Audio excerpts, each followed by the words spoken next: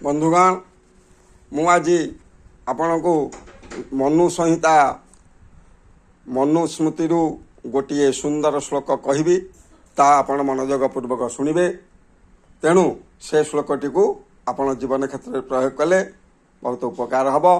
तेणु आपण ताहा शुणु। प्रथमे भगवान वंदना तापर मु श्लोक पाठ करी। संताकार भुजग शयनं पद्मलाभं सुरेशं विश्वाधारं गगन सदृशं मेघवर्णं शुभांगं लक्ष्मीकान्तं कमलनयनं ज्वगिरिभिदानगम्यं वंदे विष्णुं भववरभै सर्वलोकैकनाथ। बंधुगण से श्लोकटी आपण मनोयोग पूर्वक शुणिबे एवं ताकू जीवन क्षेत्र में प्रयोग करेंगे। आपण प्रथमे श्लोकटी शुणु। न मांस भक्षणे दोषा न मद्ये न च मैथुने प्रवृत्ति च सभूतानं निवृत्ति च महाफला। कौन है श्लोक आउ थे शुणु। न मांस भक्षणे दोषा न मद्ये न च मैथुने प्रवृत्ति च सभूतानं निवृत्ति च महाफला। कौन है ना जे आमे मांस खाऊचंती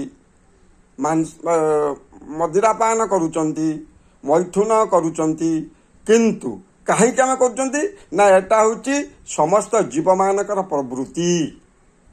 तेणु से आम ए कार्य कर किंतु कौन कले आम भल रहा ना जदि एथुर आम निवृत्त रहा मद खाइबा नहीं मांस खाइबा नहीं माने संगम परनारी संगम करवा नहीं जदि ए कार्य आम करती ताहले आमको उत्तम फल मिलिबो।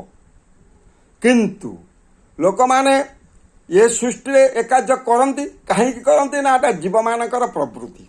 सबु जीव मानकर एटा प्रवृत्ति जेहेतु जीव मानकर प्रवृत्ति तार भितर बहुत जीव अच्छा मांस खाऊंट बहुत जीव अच्छा मदिरापान करुँच बहुत समस्त प्राय करुँच कि ए कार्य जदि आम निवृत्त रहती ताले आमको उत्तम फल मिलिबो। तेणु बंधुगण जदि श्लोकटी आपन को भल लगी थाए ताहले लाइक सब्सक्राइब शेयर करने को भूलिबे नहीं। रहुची नमस्कार। जय जगन्नाथ जय जगन्नाथ जय जगन्नाथ।